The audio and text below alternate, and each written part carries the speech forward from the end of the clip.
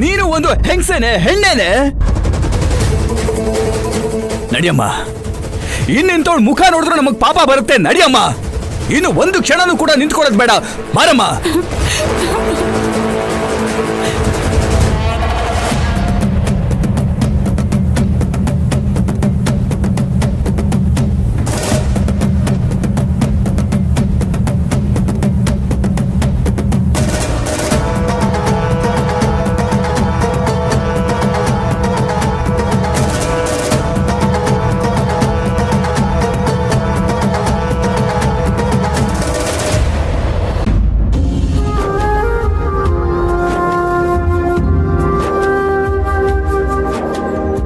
ಅಪ್ಪ, ಎಲ್ಲಾ ವಿಷಯದಲ್ಲೂ ಸಮಾಧಾನವಾಗಿ ನಡ್ಕೊಳ್ಳೋ ನೀವು ಈ ಪತ್ರದ ವಿಷಯದಲ್ಲಿ ಮಾತ್ರ ಯಾಕೆ ನೀವು ಅಮ್ಮನ ಹತ್ರ ಇಷ್ಟೊಂದು ಕಠೋರವಾಗಿ ನಡ್ಕೋತೀರಾ? ಎಷ್ಟೇ ಆದ್ರೂ ಅವ್ರು ನನಗ್ ತಾಯಿ ಅಲ್ವಾ? ತಾಯಿ ಅಂತ ಹೆಸರಿಗಷ್ಟೇ ಇದ್ರೆ ಹೇಗಮ್ಮ? ತಾಯಿ ತರ ನಡ್ಕೋಬೇಕಲ್ವಾ? ತಾಯಿ ತರ ಪ್ರೀತಿ ವಾತ್ಸಲ್ಯನೂ ತೋರಿಸ್ಬೇಕಲ್ವಾ? ಅಲ್ಲಮ್ಮ, ನಾನು ಯಾವತ್ತಾದ್ರೂ ನೀನು ಗೌರಿ ಮಗಳು, ಅವರಿಬ್ರು ಭಾಮನ್ ಮಕ್ಕಳು ಅಂತ ಭೇದ ಭಾವ ಮಾಡ್ಕೊಂಡಿದ್ದೀನ? ಅಲ್ಲಮ್ಮ, ಭಾಮ ಯಾಕಮ್ಮ ನಿನ್ ವಿಷಯದಲ್ಲಿ ಭೇದ ಭಾವ ಮಾಡ್ಬೇಕು?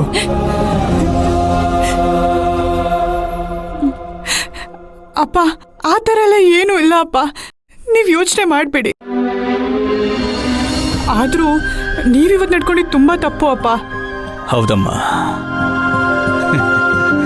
ನಾನು ಮಾಡಿದ್ದೆಲ್ಲ ತಪ್ಪಾಗಿದೆ. ನನ್ನ ದೊಡ್ಡ ತಪ್ಪು ಯಾವುದು ಗೊತ್ತೇನಮ್ಮ? ನನ್ನ ಹೆಸರಲ್ಲಿದ್ದ ಜಮೀನ ಭಾಮನ ಹೆಸರಿಗೆ ಮಾಡಿಕೊಟ್ಟಿತ್ತು. ಅದೊಂದು ತಪ್ಪು ಮಾಡ್ದಲೇ ಇದ್ದಿದ್ದಿದ್ರೆ ಇವತ್ತು ಇಷ್ಟೊಂದು ಕಷ್ಟಪಡೋ ಪರಿಸ್ಥಿತಿನೇ ಬರ್ತಿರ್ಲಿಲ್ಲ. ಈ ತಪ್ಪನ್ನ ಹ್ಯಾಕ್ ಸರಿ ಮಾಡೋದು ಅಂತಾನೆ ಗೊತ್ತಾಗ್ತಿಲ್ಲಮ್ಮ.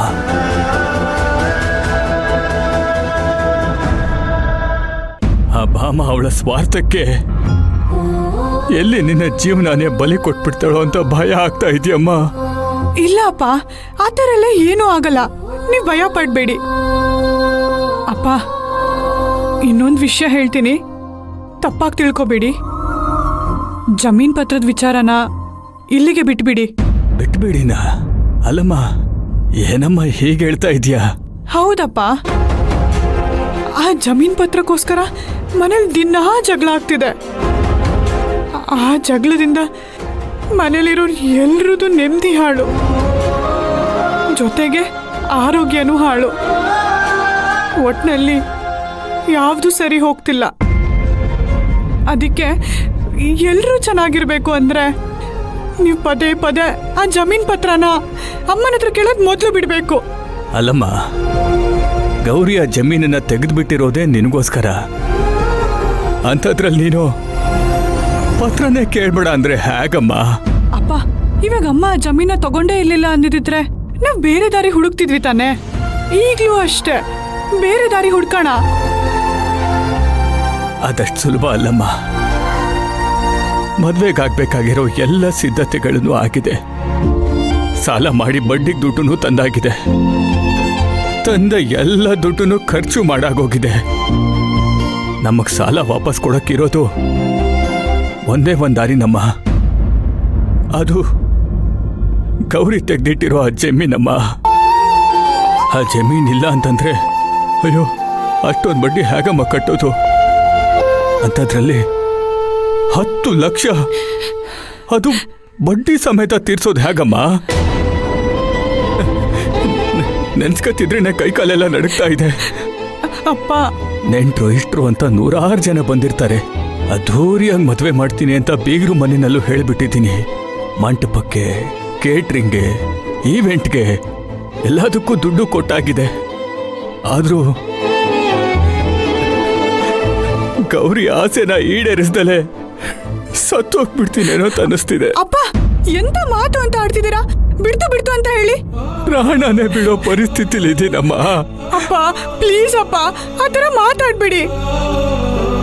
ನೀವು ನೆಮ್ಮದಿಯಾಗಿರ್ಬೇಕು ಅಂದ್ರೆ ಆ ಜಮೀನ್ ಪತ್ರ ಬೇಕು ಅಲ್ವಾ? ಸರಿ, ನಾನು ಅಮ್ಮನ ಹತ್ರ ಪತ್ರದ ಬಗ್ಗೆ ಮಾತಾಡ್ತೀನಿ, ನೀವು ತಲೆ ಕೆಡಿಸ್ಕೋಬೇಡಿ.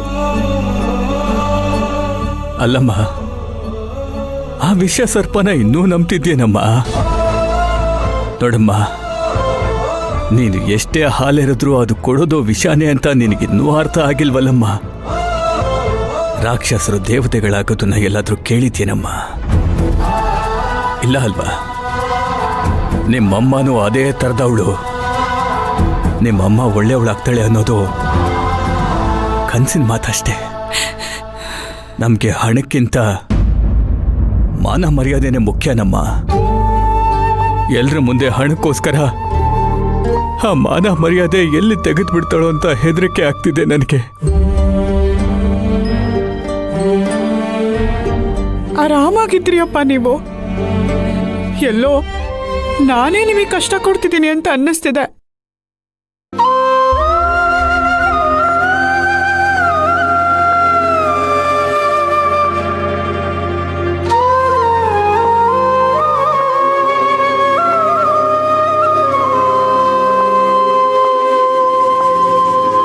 ಹೇ ಮಗಳೇ, ನೋಡ, ನೀನೇನು ಹೆದರ್ಕೋಬೇಡ. ಆ ಥರ ಏನೂ ಇಲ್ಲ. ನೋಡು, ತಲೆ ಕೆಡ್ಸ್ಕೋಬೇಡ. ನಿಮ್ಮಮ್ಮ ಹೆಂಗೋ ಜಮೀನ್ ಪತ್ರ ಕೊಡಲ್ಲ ಅನ್ನೋದಂತೂ ಕ್ಲಿಯರ್ ಆಗಿಬಿಟ್ಟಿದೆ. ಆದರೆ ಒಂದು ಮಾತು ಮಾತ್ರ ನಿಜ, ಮದುವೆಗೆ ಯಾವ ಅಡ್ಡಿನೂ ಆಗಲ್ಲ. ಅದ್ಧೂರಿಯಾಗಿ ಮದುವೆ ನಡೆಯುತ್ತೆ. ಇಷ್ಟು ದಿನ ಬರೀ ಮದುವೆಗೆ ಅಂತ ದುಡಿತಿದ್ದೆ, ಇನ್ನು ಮುಂದೆ ಬಡ್ಡಿಗೂ ಸೇರಿಸಿ ದುಡಿತೀನಿ ಬಿಡು. ಅಲ್ದೇನೆ ಈ ಅಪ್ಪನಿಗೆ ಕಷ್ಟ ಪಡೋದು ಅಂದ್ರೆ ಬಹಳ ಇಷ್ಟ. ಇಷ್ಟೇ ಕಷ್ಟಪಟ್ಟಿದ್ದೀನಂತೆ, ಇನ್ನೊಂದು ಸ್ವಲ್ಪ, ಇಷ್ಟು ಇನ್ನೊಂದು ಸ್ವಲ್ಪ ಕಷ್ಟಪಡಕ್ಕಾಗಲ್ವ ನನಗೆ? ಪಡ್ತೀನಿ ಬಿಡು. ನಿಮ್ಗೆ ಯಾಕೆ ಇಷ್ಟೊಂದು ಕಷ್ಟಗಳು ಬರ್ತಿದೆ ಅಂತ ನನಗೆ ಗೊತ್ತಾಗ್ತಿಲ್ಲ ಅಪ್ಪ. ಪ್ರತಿದಿನ ಸಮಯದ ಹಿಂದೆ ಓಡ್ತಿರೋ ನಿಮಗೆ ಕಷ್ಟ ಅನ್ನೋದೇ ಇರಬಾರ್ದು.